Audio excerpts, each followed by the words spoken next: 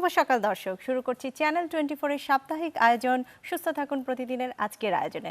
দর্শক, আপনাদের সাথে আছি আমি ডাক্তার আঞ্জুমান আরা তামান্না। আজকের আয়োজনে আমরা কথা বলবো কিডনি রোগীদের নিয়ে। আজকের আয়োজনের বিষয় আমরা রেখেছি কিডনি রোগ নিয়েও সুস্থ থাকা যায়। এই বিষয়ে কথা বলার জন্য আমরা খুবই আনন্দিত। আজকে আমাদের সাথে দুজন স্টুডিওতে আছেন। আমাদের সাথে আছেন অধ্যাপক ডাক্তার শামীম আহমেদ, তিনি কিডনি রোগ বিশেষজ্ঞ, সাবেক পরিচালক, জাতীয় কিডনি ইনস্টিটিউট।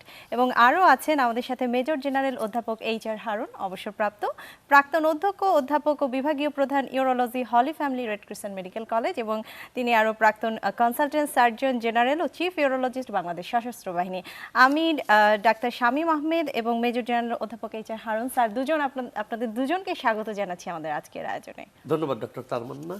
জি, আমি একটু শুরু করছি আমাদের শামীম স্যারকে দিয়ে। স্যার, যেহেতু কিডনি রোগ নিয়ে আমরা কথা বলবো, কিছুদিন আগে আমাদের আসলে ওয়ার্ল্ড কিডনি ডে গিয়েছে। এই দিবসটি নিয়ে যদি একটু বলেন, কবে ছিল এবং এবারে প্রতিপাদ্য বিষয় কি ছিল এবং কেন আসলে এই বিষয়টি? বিশ্ব কিডনি দিবসের কিন্তু এয়ারমার্ক করা আছে যে মার্চ মাসের যে সেকেন্ড থার্সডে, সেটা এয়ারমার্ক। সেভাবে এটা 11 মার্চ আমরা এটা উদযাপন করি।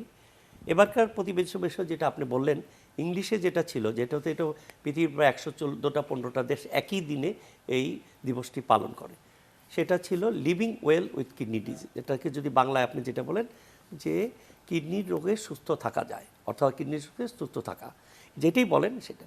এখন দেখেন, এই কিডনির রোগটা কিন্তু যেটা আমরা দেখি দিন দিন বেড়ে যাচ্ছে, কিন্তু এই রোগটাকে যদি আমরা শনাক্ত করতে পারি এবং ডিটেকশনটা আগে করতে পারি, তাহলে যদি আমরা চিকিৎসাটা আগে দিই, তাহলে এই রোগের যে ভয়াবহ যে ক্ষতিগ্রস্ত হয় যখন এটা ডায়ালিসিস, ট্রান্সপ্ল্যান্ট প্রয়োজন হয়, সেই ক্ষেত্রে আমাদের দেশে প্রায় 10% রোগী কিন্তু আমরা এটা চিকিৎসা করতে পারি না। অত্যন্ত ব্যয়বহুল একটা ডায়ালিসিস বা একটা ট্রান্সপ্ল্যান্ট করতে, ডায়ালিসিস করতে প্রত্যেক বছর 3 থেকে 3.5 লাখ টাকা লাগবে, ট্রান্সপ্ল্যান্ট করতে 3 থেকে 4 লাখ টাকা লাগবে, তারপর প্রত্যেক মাসে মাসে যে ইমিউনো সাপ্রেশন। সেই স্টেজে যদি আমরা না যাই, এই বিশ্ব কিডনি দিবসের এই যে পালন করা, যে কোনো দিবসের পালন করার উদ্দেশ্যটা কিন্তু খুব সিম্পল। উদ্দেশ্যটা হলো জনগণকে এই সচেতনতা সৃষ্টি করা। যেমন হার্ট ডিবিস হোক, কিডনি ডিবিস হোক, যেটাই হোক, অর্থাৎ আপনি আপনার কিডনির সম্বন্ধে জানেন এবং আপনার পরিবারকে সবাইকে জানেন এবং আপনি সুরক্ষা রাখেন। অর্থাৎ আমি যদি বলি যে কেন কিডনি রোগগুলি হয়, যেমন প্রথম যেটা এখন বাংলাদেশে হয় যে ক্রনিক কিডনি ডিজিজ বলতে অনেক কিছু বোঝায়। সেটা আপনি কিডনির যদি প্রোটিন লিক করে সেটাও হয়। এই যে জেনারেল হারুন সাহেব আছেন, ওনার যদি একটা টিউমার থাকে বা একটা পাথর থাকে, সেটাও কিডনি রোগ। অথবা কিডনিতে যদি রাস্তা ব্লক থাকে বা একটা জন্মগত কিডনি থাকে, সেটাও রোগ। আবার পেশাবে ইনফেকশন হচ্ছে, ইউরিটাক ইনফেকশন, সেটাও কিডনি রোগ। আমরা যেটা সচরাচর বলে যাই ধীরে ধীরে যে কিডনি রোগটা হয় সেটা, সেই কিডনি রোগের প্রথম কারণটা হলো বাংলাদেশ এখন ডায়াবেটিস এখন ইপিডেমিক ফর্মে। দ্বিতীয় যে কারণটা সেটা হলো উচ্চ রক্তচাপ। তৃতীয় যে কারণটা সেটা হলো নেফ্রাইটিস, গ্লোমার নেফ্রাইটিস কথাটা অনেকেই বোঝে না, আমি একটু দর্শকদের বুঝাই বলছি যে দুইটা কিডনিতে অসংখ্য ছাঁকনি থাকে। এই ছাঁকনিতে একটা প্রদাহ হয়, সেই প্রদাহ হয়ে আপনার প্রোটিনটা লিক করে। প্রোটিন মানে অ্যালবুমিন রক্তের সাথে চলে যাবে, ব্লাডে অ্যালবুমিনটা কমে যাবে, এবং ব্লাডে কমে গেলে যেটা হয় ভাস্কুলার কম্পার্টমেন্ট থেকে পানিটা বেরিয়ে আসে, শরীরে পানি আসে। এটা হলো তৃতীয় কারণ। চতুর্থ কারণ যেটা আমরা বলি যে অবস্ট্রাকটিভ এরিয়াতে, জেনারেল হারুন সেটা ভালো করে বুঝিয়ে বলবেন, যে রাস্তায় যদি দুদিকে পাথর থাকে, অথবা ছেলেদের প্রোস্টেট গ্ল্যান্ড বড় থাকে, যে কোনো কারণেই, বা পেশাবের রাস্তা যেটা আছে সেটা যদি শুরু হয়ে যায়, সেখানে এই ব্যাক প্রেশারে কিডনি ড্যামেজ করবে, সেটা একটা। তারপরে যে কারণটা জন্মগত কিছু রোগ আছে, যেমন পলিসিস্টিক কিডনি, সেই জন্য একটা রোগ আছে যে সিস্ট সম্বন্ধে অনেকেই জনগণ জানতে চায় যে সিস্ট কিছু না, এটা হলো ভিতরে পানি, চারদিকে পর্দা। যেমন একটা আঙ্গুর ফলের মতো যে পর্দা আছে, ভিতরে পানি, সেটা ফুসকার মতো। সেটা একটা দুইটা সিস্ট থাকলে কোনো ক্ষতি করে না, এটা কোনো ক্যান্সারও না। আর যদি আপনার অসংখ্য সিস্ট থাকে, 15-20টা থাকে দুইটা কিডনিতে, কিডনিটা বড় হয়ে গেল, কিডনির যে ফাংশন নষ্ট হয়ে যায়, এবং সিস্ট থাকলেই বুঝবেন যে তার ব্লাড প্রেশার হবে, পেশাবে রক্ত যাবে, পাথর তৈরি হবে, এর সাথে সাথে তার কিডনিটা ধীরে ধীরে দেয়। এর পরে যেটা হয়, যেটা হলো যে আমরা নিজেরাও কিছু, যেমন নেফ্রোটক্সিক ড্রাগ, বেদনানাশক ওষুধ খাই, অনেক সময় কোনো অ্যান্টিবায়োটিক্স খেলেও কিন্তু আমরা কিডনি ড্যামেজ করে দিতে পারি। এটা হলো ক্রনিক কিডনি ডিজিজ। একটা আমি এখন বলতে চাই না। আর জেনারেল হারুন কাছে আমিও একটু ইন্টারেস্টেড যে জেনারেল হারুন নেফ্রন স্পেয়ারিং। আপনি ধরেন একটা কিডনি নাই, অথবা একটা কিডনি টিউমার ফেলে দিচ্ছে, আরেকটা কিডনির ভিতরেও কিন্তু টিউমার থাকলে সেই টিউমারে যেটুকু ফালিয়ে দেওয়া হয়, বাকিটুক কিডনির, সেটার এক্সপার্ট। আরেকটা জিনিস বলি, মেজর হারুন আমরা একই ব্যাচের, একই ক্লাস ফ্রেন্ড, আমরা ঢাকা মেডিকেলের গ্র্যাজুয়েট এবং আমরা একই পার্টনার, রিডিং পার্টনার। সো আমার মনে হয় জেনারেল হারুন এই বিষয়ে আরো সুন্দর, তার অনেক অভিজ্ঞতা আছে, আমরা জানি, ব্যক্তিগতভাবেও জানি। জি। তা আপনি এটাও তার কাছ থেকে শেয়ার করুন। জি, অবশ্যই অনেক ধন্যবাদ শামীম স্যার, আপনি এত পরিষ্কার করে আসলে সবার উদ্দেশ্যে বলেছেন এই কিডনি ডিজিজ নিয়ে সাধারণ মানুষের মধ্যে অনেক রকম প্রশ্ন, যেটা স্যার বললেন যে ক্রনিক ডিজিজগুলো কি কি কারণে হতে পারে, এবং এটা আসলে আমাদের জন্য একটা আনন্দেরও সংবাদ, যেটা স্যার বললেন যে আপনারা দুজনই একই জায়গা থেকে গ্র্যাজুয়েট, অনেক দিনের বন্ধুত্ব, এবং এই যে একই দিকে আপনাদের স্পেশালাইজেশন। একটু আবার এই বিষয়টা নিয়ে হারুন স্যারের কাছে যাচ্ছি, যেহেতু শামীম স্যার বললেন এই স্পেশাল অপারেশনের কথা, সেই বিষয়টি নিয়ে আগে শুনে নিই আপনার কাছে স্যার। ধন্যবাদ তামান্না। চ্যানেল 24-এর আমার প্রিয় দর্শকদেরকে শুভেচ্ছা জানিয়ে শুরু করছি। সত্যি এটা খুবই আনন্দের যে আমার খুব প্রায় 5 দশকের বন্ধু প্রফেসর শামীম, আমরা একসাথে পথ চলা, একসাথে পড়াশোনা, আজকে আমরা এই বিশ্ব কিডনি দিবসকে সামনে রেখে যে কিডনি রোগ নিয়ে সুস্থ থাকা যায় এই নিয়ে আমরা আলোচনা করছি। তো প্রথমেই যে প্রশ্নটা আমার কাছে আসছে যে সেটা হলো নেফ্রন স্প্যারিং সার্জারি। আমি যখন বিলেত থেকে 94-এ ফিরে আসি, তখনও আমি দেখেছি যে একটা কিডনিতে যদি ছোট্ট একটা টিউমারও হয়, এটা ক্যান্সার হোক বা না হোক, ও পুরো কিডনি ফেলে দেওয়া হতো, পুরো কিডনি ফেলে দেওয়া হতো।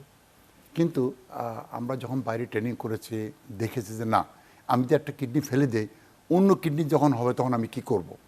যখন এই প্রশ্ন আসতো তখনই আমরা চিন্তা করা শুরু করি যে না, কিডনি ফেলা যাবে না। তখনই সারা বিশ্বেই কিন্তু তখন অপারেশনটা প্রচলিত ছিল, কিন্তু আমরা দেশে তখন অতটা প্রচলিত হয়নি। 96-এ প্রথম আমি অপারেশনটা করি, যে একটা লোকের এক কিডনিতে টিউমার ছিল। আমি এই টিউমারটা যখন ফেলতে যাব, আমার তখন মরহুম আমার যে তিনি গডফাদার বা সার্জন ছিলেন সিরাজুদ্দিন মেজর জেনারেল মরহুম সিরাজুদ্দিন সাহেব, ওনার পারমিশন চাইলাম। উনি আমাকে বললেন না, এটা করবাই না, তুমি কিডনি রেখে কিডনি মানে টিউমার ফেলে এটা হবে না। স্যার সারা পৃথিবীতে এটা করছে। আমি টাইম নিয়ে সব রেফারেন্স দেখালাম, তখন স্যার আমাকে বলেন যে ওকে, নাও ইউ গো হেড। তারপর আমি প্রথমে সে অপারেশন করলাম এবং সেই পেশেন্ট এখনও বেঁচে আছে একটা কিডনি নিয়ে। তারপরে প্রফেসর মতিউর রহমান স্যার আমাকে, অভিনন্দন হারুন, বহুদিন সাধনকে বলি যে পুরো কিডনি ফেলতে হয় না, তুমি প্রথম প্রমাণ করলে যে হ্যাঁ, একটা কিডনিতে যদি টিউমার হয় শুধু টিউমার ফেলে দিয়ে কিডনি সেভ করা যায়। তো এটা আমরা অনেকগুলো কেস, আমার গত এই এত বছরে আমার প্রায় 700 পেশেন্ট হয়েছে, এবং দুটো কেস আমি উল্লেখ করব। একটা কেস হলো, উনি পেশেন্টের নাম আমি বলে ফেলি, ডক্টর সিরাজ। ওনার জামাইও ডাক্তার, ওনার বেয়াইও ডাক্তার। ওনার একটা কিডনি 1983-তে আমাদেরই টিচার প্রফেসর ওয়াহাব রিমুভ করেছে, right kidney, because renal cell carcinoma. আমার কাছে 2000 সালে এসছেন, 2000 সালে আমাদের প্রয়াত প্রফেসর মনিরুদ্দিন স্যার ওনার বেয়াইকে নিয়ে আসছেন, হারুন বাম কিডনিতে টিউমার হয়েছে, এটা তুমি অপারেশন করো। প্রথম ঘাবড়ায় যাওয়ার মতো অবস্থা। পেশেন্ট ডাক্তার, পেশেন্টের বেয়াই আমার টিচার, পেশেন্টের জামাই ডাক্তার, এই পেশেন্টের একটা কিডনিতে অপারেশন করব টিউমার। যাক, সেই পেশেন্টের আমি অপারেশন করেছি 2001 সালের জানুয়ারি মাসে। আমরা একটু কনফার্ম করেছি এই পেশেন্টটা নিউ ইয়র্কে, উনি আজকে 20 বছর ওই একটা কিডনির 3 ভাগের 1 ভাগ নিয়ে উনি ভালো আছেন। 80 বছর বয়স, ওনার এখন বয়স 80 বছর। সে এটা একটা বিশাল মেসেজ যে কিডনি পুরো ফেলতে হয় না, এবং দুইটা কিডনির মধ্যে একটা কিডনির 3 ভাগের 1 ভাগ বা 20% থাকলে একটা লোক বাঁচতে পারে বা কিডনি তার পুরো ফাংশন করতে পারে। এগুলো একটা 80 বছরের। একটা ছোটো বাচ্চার কথা বলি, একটা বাচ্চা, ওর নাম হলো রিয়াদ, ও 1.5 বছর বয়সে 2 কিডনিতে 19 টিউমার ধরা পড়ে। ওকে কেমোথেরাপি দেওয়া হলো, এবং একটা হসপিটালে তার একটা কিডনি ফেলে দেওয়া হলো, রাইট কিডনি। এখন লেফট কিডনি কেউ টাচ করে না, লেফট কিডনিতে টিউমার, নোবডি ইজ টাচিং। এই হসপিটাল বলে এখানে এটা নাই, এই হসপিটালে এটা নাই। তারপরে আই টুক দ্য রিস্ক, আমি রিস্ক নিয়ে সেন্ট্রাল হসপিটালে পেশেন্টের অপারেশন করে 5 বছর আগে। রিয়াদ এখন প্রায় 6-7 বছর বয়স, সম্পূর্ণ সুস্থ। ওই 1/3 কিডনি সম্পূর্ণ বায়োকেমিক্যালি নর্মাল। তো এই মেসেজটি চাচ্ছে যে ক্যান্সার হলেই পুরো অর্গান ফেলতে হয় না, ক্যান্সার টিউমার ফেলে দেওয়ার পরও যেটুকু তপস থাকে সেটা নিয়েও একটা মানুষ সুস্থ জীবনযাপন করতে পারে, শুধু সতর্কতা অবলম্বন করতে হবে প্রতিটা পদে পদে। আমি আরেকটু জেনারেল হারুনের সাথে, তোমার সাথে একটু শেয়ার করতে চাই। এই ক্যান্সারে আমরা তো পাই, আমরা পেলেই তো আমরা ওনাদের কাছে রেফার করে দিই। দেখা যায় টিউমার হলে কিন্তু এই অন্যান্য যে ক্যান্সার সেগুলি কিন্তু বিভিন্ন জায়গায় ছড়িয়ে যায়। কিডনির ট্রান্সফার কিন্তু ছড়ায় না, এবং তোমরা কেমোথেরাপিও দাও না আমার মনে হয়, দাও হ্যাঁ, কিছু। মানে কিডনির ক্যান্সারগুলো ভিন্ন, রেডিওথেরাপি কাজ করে না, কেমোথেরাপি খুব একটা কাজ করে না, এখন ইমিউনোথেরাপিটা কিছুটা প্র্যাকটিস কিন্তু করা হয়। ইউজুয়ালি লাগে না, ইউজুয়ালি লাগে না। লাগে দ্যাট না। একটা ভালো জিনিস। আর আল্লাহ দেখেন দুইটা অর্গান দিছে, দুইটা, একটা ফেলে দিল আরেকটা থাকে, উনি যেটা বলেন। এখন ইনি যে অপারেশন করে একটা থাকলেও সেটাকে যদি পার্টলি রিমুভ করা যায়, বাকিটা দিয়েও মনে করি ভালো থাকতে পারে। বেস্ট এক্সাম্পল তো আপনি একটু আগে শুনলেন। দ্যাট ইজ, এটা একটা মেসেজ আর কি। এবং আমাদের একজন রেডিওলজিস্ট, উনিও মারা গেছেন, উনি 28 বছর এই কিডনি ক্যান্সার অপারেশনের ভালো ছিলেন। জি, এটা আসলে একটা, স্যার আমি এতক্ষণ মুগ্ধ হয়ে শুনছিলাম আপনাদের এই গল্পটি, যে রোগীদের সাকসেস রেট এত বেশি এবং যে Yes. অপারেশন স্যার আপনি করেছেন এটা আসলে নজিরবিহীন, এবং এটা আমাদের জন্য একটা সুসংবাদ, ও সাধারণ মানুষদের জন্য সুসংবাদ, যেটা স্যার বলছিলেন একটা কিডনির অল্প কিছু অংশ নিয়েও বেঁচে থাকা যায়। এবং আমাদের এই কিডনিদের যে প্রতিপাদ্য বিষয়, যে কিডনি রোগ নিয়েও আসলে সুস্থভাবে জীবনযাপন জি, করা যায়, জি। এটা সবাইকে একটি আশার শুধু সংবাদ শুধু দিবে স্যার। দর্শকদের জন্য, যারা ডাক্তার আছেন তাদেরও এই মেসেজটা জানতে হবে যে আমরা নেফ্রন স্প্যারিং সার্জারি আমাদের দেশে করা যেতে পারে এবং হয়, এবং আমরা এক টিমার নিয়ে কিন্তু ভালো থাকতে, কিডনির টিমার, I am not talking about others, এটা ভালো থাকা যায়, সেটা আর কি। ভয় পাওয়ার, আতঙ্ক হওয়ার জন্য কোনো কারণ নেই। আর আরেকটা সুসংবাদ আমি এসে দিতে পারি যে এখন এটা আমাদের জুনিয়র যারা কলিগ, ওরাও ইন্ডিপেন্ডেন্টলি অপারেশন করতে পারছে, এবার ঢাকার বাইরেও তারা করে, এটা বেশ আশার কথা। জি, Definitely, অনেক স্কিল পারসন তৈরি স্ট্যান্ডার্ড হচ্ছে। প্র্যাকটিসটা একটু হয়ে গেছে এটা। জি, মাশাআল্লাহ, অবশ্যই আসার মাশাআল্লাহ। কথা স্যার। আমরা আমার অন্য প্রশ্নগুলোতে আমি আরো যাব, অনেক কিছু জানার আছে স্যার আপনাদের কাছ থেকে। আমাদের একটা বিরতির সময় হয়ে গেছে, আমি বিরতি নিয়ে আবার ফিরছি আপনাদের কাছে। দর্শক সুস্থ থাকুন, প্রতিদিনের এই পর্যায়ে সময় হয়ে গেল একটা বিরতির, ফিরছি কিছুক্ষণের মধ্যেই।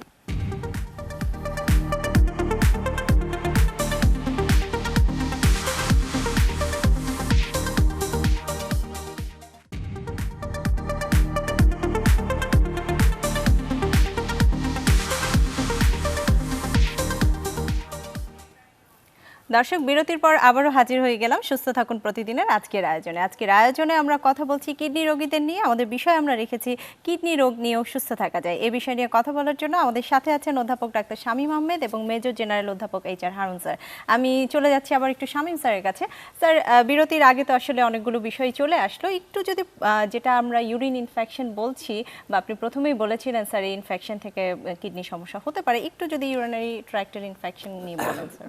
ধন্যবাদ ডাক্তার তামান্না। দেখেন, ইউরিনারি ট্র্যাক্ট ইনফেকশন আমরা বলি প্রস্রাবের বাংলায় প্রদাহ। অ্যাকচুয়ালি প্রস্রাবের তো প্রদাহ না, প্রদাহটা হলো কিডনি, মূত্রনালী, মূত্রথলি, এই যে দুই দিকে দুইটা কিডনি আমাদের মেরুদণ্ডের পাশে 9 থেকে 11 সেন্টিমিটার, তারপরে যে মূত্রনালীর প্রথমাংশ, এটার পেলভিস, তারপরে মূত্রনালী, তারপরে মূত্রথলি, তারপরে পেশারের রাস্তা, যেটা আমরা ইউরেথ্রা বলি। এটার পিকুলিয়ারিটি দেখেন, এই রাস্তাটা কিন্তু একদিকে ক্লোজ, একদিকে খোলা। তাহলে এখানে যে ইনফেকশন হয় সেই বা প্রদাহ, কিন্তু আমরা পেশাবটা পরীক্ষা করে বলি যে পেশাবে আপনার ইনফেকশন, অথবা উপসর্গ থেকে আমরা বলি। এখন এই যে ইনফেকশনটা হয়, এই ইনফেকশনটা কী দিয়ে হয়? প্রথমে হয় এটা জীবাণু দিয়ে, ব্যাকটেরিয়া, ভাইরাস দিয়ে হতে পারে, ফাঙ্গাল ইনফেকশন হতে পারে। তো জীবাণুটা 95% হলো জীবাণু। তো জীবাণুটা কোথার থেকে আসে? বাইরের থেকে আসে না, এটা আপনার শরীর থেকে আসে। অর্থাৎ পায়ুনালী যে আছে, পায়খানার রাস্তা, সেইখান থেকে জীবাণুটা এই পেশাবের রাস্তা ঢুকে। এবং সবচেয়ে ইম্পর্টেন্ট জিনিস, এই যে পায়ুনালীর ওইখানে যে জীবাণুটা থাকে, অনেকেই জানে যে এটা ইকোলাই, প্রোটিয়াস, সবাই জানে বাংলাদেশে, সবাই যারা একটু শিক্ষিত।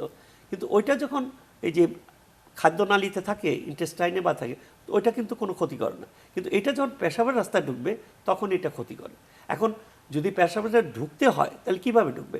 ওই পেশাবের এই যে কলোনাইজেশন হয়ে তখন এই যে ইউরেথ্রা বা আমরা যেটা বলি পেশাব রাস্তায় মূত্রথলিতে ঢুকতে হবে। ঢুকলেই কি ইনফেকশন হবে? না, এটা 3টা ফ্যাক্টর। একটা হলো কতটুক জীবাণু ঢুকলো, 2 নম্বর হলো আপনার বডি রেজিস্ট্যান্স কি। ধরেন আপনি জীবাণু ঢুকলো, আপনি পেশাব করে বের করে দিলেন, যেন মেয়েরা ভালো জায়গায় পেশাব করেন না, আটকে রাখেন, জীবাণুগুলো গ্রো হয়। তৃতীয় হলো যে ভিরিলেন্স অফ দ্য ব্যাকটেরিয়া, অর্থাৎ ওই জীবাণুটা এই যে রোগ করার ক্ষমতাটা কি, এই 3টা ফ্যাক্টরের উপরে নির্ভর করবে।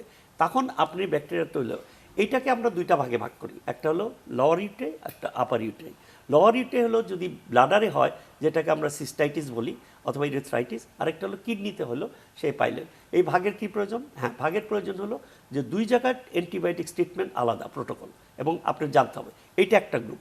আরেকটা বলি আমরা যে কমপ্লিকেটেড ইউটে, আনকমপ্লিকেটেড, অর্থাৎ কিডনি কি কোনো জটিলতা আছে, ধরেন আপনার ধরেন মেজর হারুন যে প্রোস্টেটের যদি কিছু বড় থাকে, যদি অবস্ট্রাকশন থাকে, সেটা হলো কমপ্লিকেটেড, পাথর থাকলে কমপ্লিকেটেড ইউটিআই, ডায়াবেটিস থাকলে কমপ্লিকেটেড, ইমিউনোসাপ্রেস থাকলে কমপ্লিকেটেড ইউটিআই, বয়স যদি বেশি থাকে তখনও কিন্তু কমপ্লিকেশন, তার বডি রেজিস্ট্যান্স কমে যায়।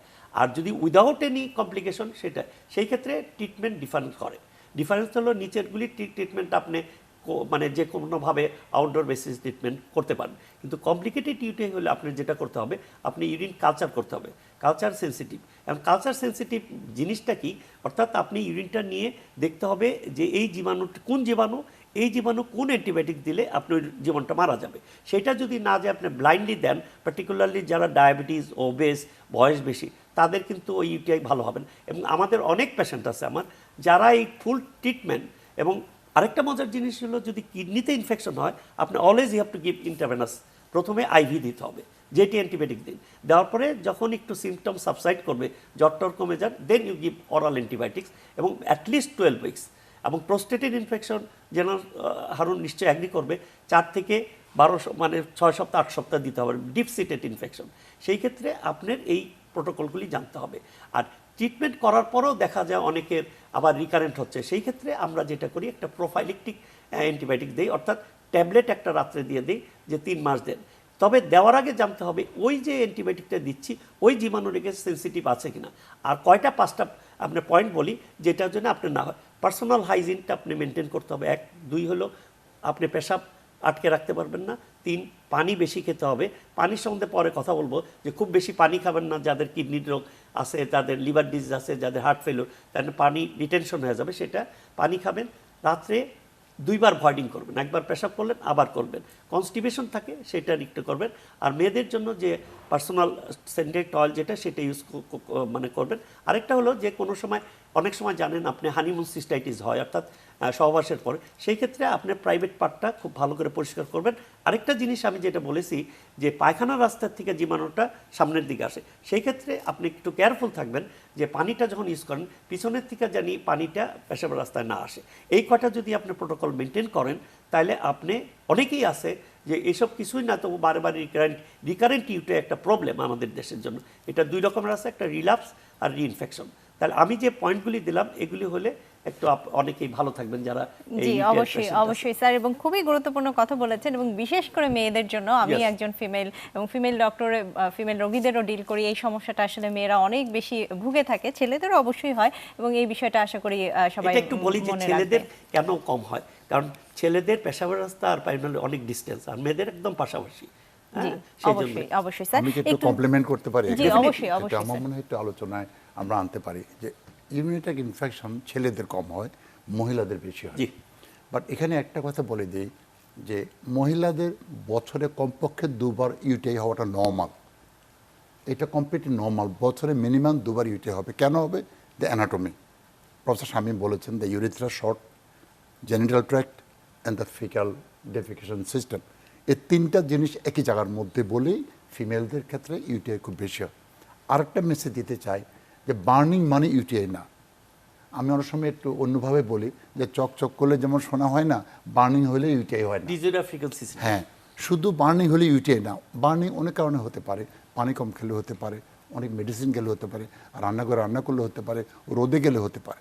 কিন্তু ইউটিআই বলতে গেলে আপনাকে যেটা বলতে আপনাকে প্রমাণ করতে হবে। আরেকটা কথা আমি এখানে মেসেজ দিয়ে চাই, বাচ্চাদের ব্যাপারে যদি আমরা দেখি, তাহলে বাচ্চাদের ইউটিআইটা অন্যভাবে খেয়াল রাখতে হবে।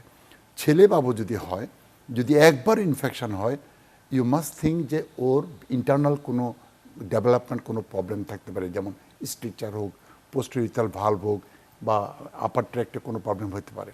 ফিমেলদের যদি 2 বার ইউটিআই হয়, অবশ্যই ইউরোলজিস্টকে কনসাল্ট করা উচিত যে কোনো রিফ্লাক্স আছে কিনা, কোনো নিউরোপ্যাথি আছে কিনা। এই 2টা মেসেজ করা উচিত।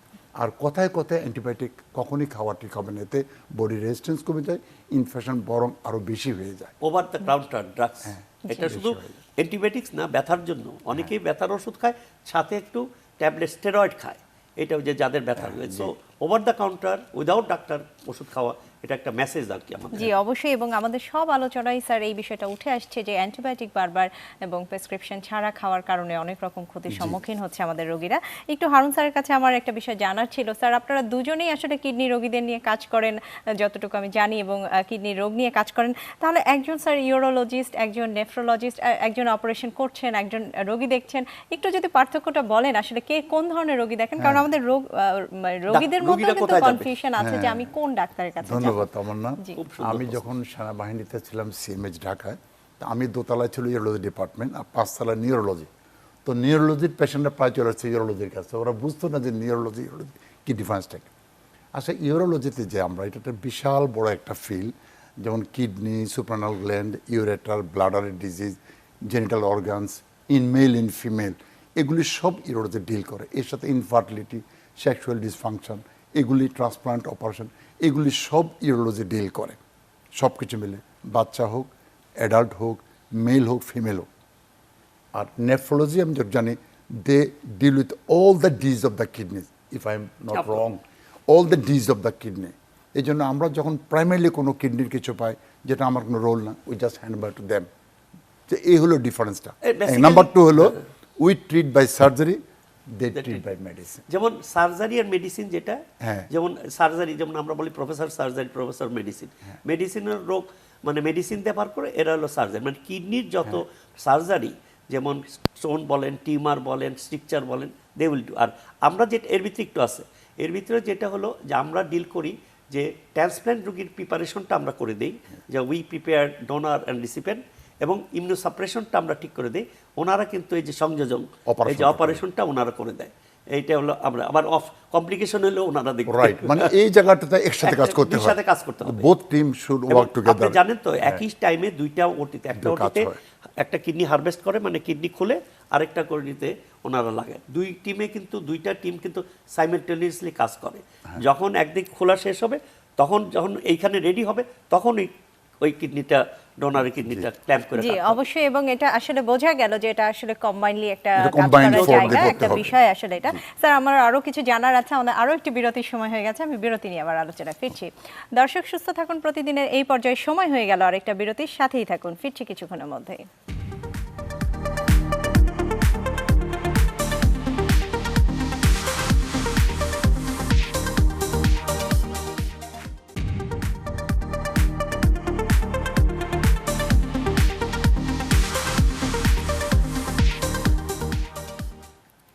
দর্শক বিরতির পর আবারও স্বাগত জানাচ্ছি সুস্থ থাকুন প্রতিদিনের আজকের আয়োজনে। আমরা কথা বলছি কিডনি রোগীদের নিয়ে, আমাদের বিষয় কিডনি রোগ নিয়েও সুস্থ থাকা যায়। এ বিষয়ে কথা বলার জন্য আমাদের সাথে স্টুডিওতে আছেন অধ্যাপক ডাক্তার শামীম আহমেদ এবং মেজর জেনারেল অধ্যাপক এইচ.আর. হারুন।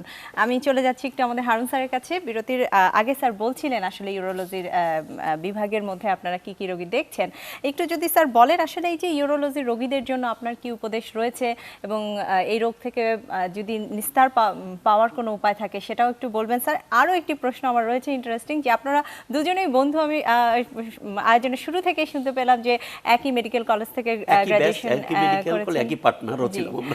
সেক্ষেত্রে এই যে কিডনি রোগ নিয়েই দুজনের একই লাইনেই আসলে স্পেশালাইজেশন, এটার কোনো কারণ আছে কিনা আসলে সব মিলিয়ে যদি বলেন স্যার। ধন্যবাদ ডক্টর তামান্না, যে প্রশ্নটা করছেন আপনি। যে আমি যেটা বলছিলাম যে ইউরোলজিক্যাল রোগ যে কোনো বয়সে হতে পারে। একটা নিউবর্ন বাচ্চাও কিন্তু ইউরোলজিক্যাল প্রবলেম নিয়ে আসতে পারে। একটা 3 মাসের বাচ্চারও টেস্টিকুলার ক্যান্সার হতে পারে, আবার একটা 80 বছরের ভদ্র মহিলারও একটা কিডনিতে ক্যান্সার হতে পারে। সো যে কোনো বয়সেরই এরকম রোগ হতে পারে। তো যেটা আমি বলবো যে ইউরোলজিক্যাল যে উপসর্গগুলো, যেমন প্রস্রাবে রক্ত যাওয়া, বারবার ইনফেকশন হওয়া, কোথাও যদি কিডনিতে কোনো চাকা ধরা পড়ে, কারো যদি অন্ডকোষ হাতে না পায়, যেটা খুব নেগলেক্ট করে। আমি 30 বছর পেশেন্ট পেয়েছি, 30 বছর বিয়ে করেছে, বাচ্চা আছে, কিন্তু ওয়ান টেস্টিস অ্যাবডোমেনে। এই যে অসচেতনতা, যদি কারো টেস্টিস যদি কারো ভিতরে থাকে, এই ধরনের অ্যাবনর্মাল কন্ডিশনে তারা যেন ইউরোলজির সাথে কনসাল্ট করেন বা নিয়ারেস্ট ডক্টরের অ্যাডভাইস দেন। এটা নিয়ে বসে না থাকেন, কারণ এই আমি যে কয়েকটা পেশেন্ট পেয়েছি যারা অ্যাডাল্ট হওয়ার পরেও শিক্ষিত, যে কিন্তু টেস্টিস অ্যাবডোমেনের মধ্যে, তো এইটা যেন না করেন। আর জেনিটাল ডিফেক্টসগুলি খুব ভালো চিকিৎসা করা যায়, এগুলো আমরা ভালোভাবে চিকিৎসা করতে পারি। আপনি শুনলে খুশি হবেন যে এক্সট্রপি এপিসপিরিয়াস কমপ্লেক্স, মানে ইউরিনারি ব্লাডার পুরো বাইরে, এই পেশেন্ট অপারেশন করার পরে সে 2টো বাচ্চার বাবা হয়েছে। সো আমাদের দেশে এখন এই জেনিটাল ডিফেক্ট কিন্তু আমরা অপারেশন করতে পারছি। আমি কিছুদিন আগে একটা মেয়ের তার ডেভেলপমেন্টালি ভেজানাল এজেনেসিস এবং ইনফ্যান্টাইল ইউটারাস আমি ও ভেজানোপ্লাস্টি করেছি। সো দিস থিংস আমাদের বাংলাদেশে এখন পসিবল। বাচ্চা দেন যেখানে তো ইয়ে হয় আর কি, বাচ্চা তৈরি হয় কি। হ্যাঁ, অনেকে দর্শক এই যে প্রশ্নটা আপনি করছিলেন যে আমরা মেডিকেল কলেজে একই ব্যাচের একই ক্লাসের গত 48 বছর আমরা বন্ধু, আমরা আবার একসাথে reading partner ও ছিলাম, রাত একটা অ্যানাটমি করে। ফিজিওলজি একসাথে পড়তাম, সারা রাত ভরে We are লাইব্রেরিতে proud to কাটাতাম। have you with us, we are with you. Very good friends. Medical কলেজে এটা সবাই এটা যে ফ্রেন্ডশিপ না হলে পড়াশোনা ভালো হয় না। এখন ইউরোলজি নেফ্রোলজি কীভাবে আসলাম এটা সম্পূর্ণ ভিন্ন। তখন ইউরোলজি নেফ্রোলজি বুঝতাম না, সবচেয়ে বড় কথা বুঝতামই না তখন।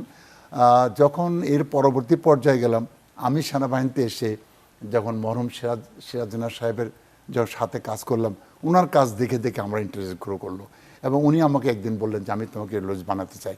That is how I fall in love with urology. সেখান থেকে আমার কেরিয়ার শুরু। তারপরে আমি প্রায় এমবিবিএস পাস করার পরেও 14 বছর লেগেছে 94-এ বিলাত থেকে এসে আমি ইউরোলজি প্র্যাকটিস শুরু করি।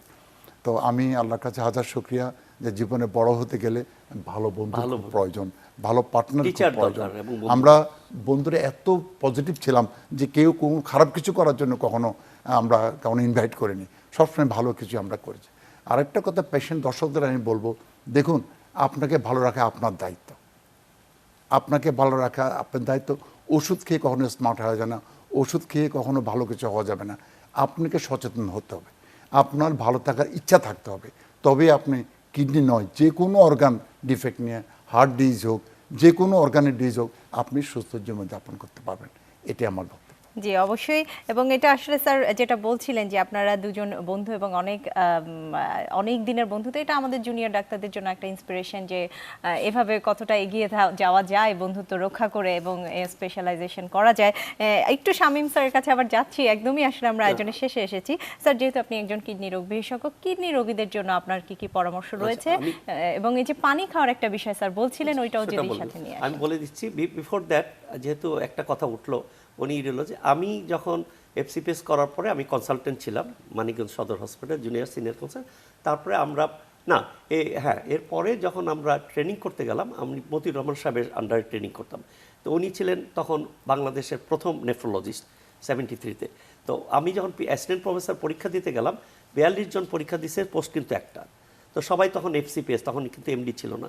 তো উনি, আমি যেহেতু ওনার আন্ডারে ট্রেনিং করেছি, হ্যাজ সাম উইকনেস, কারণ লাইফে উঠতে হলে কেউ না কেউ একটা, যেমন ওনার মেজর জেনারেল সিরাজ জিন্নাহ ছিলেন, আমার মতিউর রহমান। পরবর্তীতে অবশ্য যার সাথে বিকশিত হয়েছে আমাদের প্রফেসর হারুন রশিদ, আপনারা জানেন কিডনি ফাউন্ডেশন, ওনার সাথে আমি অনেক দিন ছিলাম এবং পেপার লেখা লেখা উনি শিখেছেন, আমরাও। তাছাড়া আমাদের তো টিচারের নাম বলতে চাই না, সময় নাই। এখন আসেন যে গোল্ডেন রুলস, যেটা যে আমি কিডনিকে কীভাবে ভালো রাখবো। আমি যে প্রথমেই আলোচনা করতেছিলাম, দেখেন আপনার কি ব্লাড প্রেশার আছে, আপনি জানেন 50% লোক যে আপনার ব্লাড প্রেশার আছে তা জানে না, এবং থাকলেও অ্যানাদার 50% যারা ওষুধ ঠিক মতো খায় না। তো ব্লাড প্রেশার তো দেখতে পয়সা লাগে না, একটা যে কোনো জায়গায় গেলেই তো আপনার ব্লাড প্রেশার ইনস্ট্রুমেন্ট লাগে না। তাহলে আপনি জানেন আপনার ব্লাড প্রেশার আছে কিনা, 1।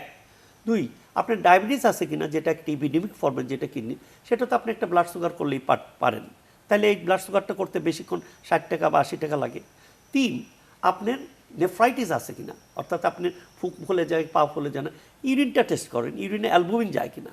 তবে অ্যালবুমিন বেশি যেতে হবে, অ্যালবুমিন 1+, 2+ পাইলেই আতঙ্ক হওয়ার জন্য। অনেক কারণে অ্যালবুমিন যেতে, যেমন ইউরিন ট্র্যাক্ট ইনফেকশন অ্যালবুমিন যায়, স্টোন থাকলে অ্যালবুমিন যায়, তারপরে বেশি দৌড়াদৌড়ি করলে অ্যালবুমিন যায়, ওষুধ খেলে অ্যালবুমিন যায়। তবে 3+, 4+ অ্যালবুমিন যদি যায় আর পায়ে পানি আসে, তাহলে নেফ্রাইটিস। চতুর্থ, যদি আপনি জানতে চান একটা প্লেন এক্সরে, জেনারেল সাহেব বুঝবেন, একটা এক্সরে করলে পাথর আছে কিনা ওনারা ধরে দিতে পারেন। পাথর থাকলে কিন্তু কিডনি ড্যামেজ হয়ে যাবে দুই দিকে। অনেকে এই বড় বড় পাথর নিয়ে বসে থাকেন, যে কোনো উপসর্গ না থাকলে। তাহলে পাথর জানলে আপনি পাথর জানতে পারলেন, এক্সরে করলেন। আলট্রাসোনোগ্রাম না করলে আপনি পলিসিস্টিক কিডনি ধরতে পারবেন না, অর্থাৎ সিস্ট আছে কিনা এটা তো প্লেন এক্সরে বোঝা যাবে। তাহলে এই যে কয়টা জিনিস আমি বললাম, এই কয়টা জিনিস আপনি নিজের সুরক্ষার জন্য আপনি করতে পারেন না, 400 থেকে 500 টাকা লাগবে। আর কয়েকটা পয়েন্ট আছে। স্যার, আসলে আমরা আয়োজনের একদমই শেষে চলে এসেছি। আবার অন্য সময় অবশ্যই আপনাদের সাথে আমরা বসবো এই বিষয়টি নিয়ে। অসংখ্য ধন্যবাদ জানাচ্ছি অধ্যাপক ডাক্তার শামীম আহমেদ এবং মেজর জেনারেল অধ্যাপক এইচ.আর. হারুন স্যার, আপনাদের দুজনকেই ধন্যবাদ স্টুডিওতে আসার জন্য এবং এই বিষয়গুলো নিয়ে বলার জন্য। যারা এটার পিছনে যারা কাজ করছেন সবাইকে আমাদের আন্তরিক ধন্যবাদ। আপনাকে ধন্যবাদ। জি, অসংখ্য ধন্যবাদ স্যার। দর্শক, সুস্থ থাকুন প্রতিদিনের আজকের আয়োজনের একদমই শেষে চলে এসেছি। আজকে কিডনি রোগ এবং এই রোগ নিয়েও যে সুস্থ থাকা যায়, আমাদের বিশেষজ্ঞ স্যাররা সে বিষয়টি নিয়ে বললেন। আশা করি আপনারা অনেক উপকৃত হয়েছেন। সবার সুস্থতা এবং সুরক্ষা কামনায় আজকের আয়োজন থেকে এখানেই বিদায় নিচ্ছি।